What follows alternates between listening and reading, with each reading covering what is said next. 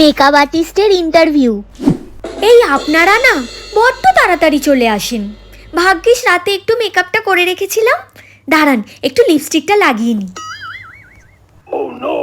নিন এবার বলুন, আপনি মেকআপ আর্টিস্ট হতে চান কেন? ছোটবেলা থেকেই আমি কলার খোসা মুখে সাজিয়ে পাড়ায় আতঙ্ক ছড়াতাম। তখনই বুঝেছিলাম মেকআপের প্রতি একটা টান আছে। গরমের দিনে কিভাবে মেকআপ টিকিয়ে রাখবেন?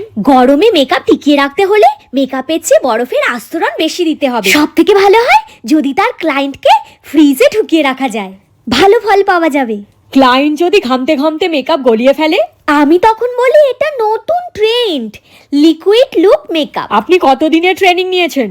ট্রেনিং না 10টা বিয়ে বাড়িতে এই পচা গরমে মেকআপ করিয়ে হাতে কলমে ট্রেনিং নিয়েছি। আপনি মেকআপ ছাড়া আর কি করতে পারেন?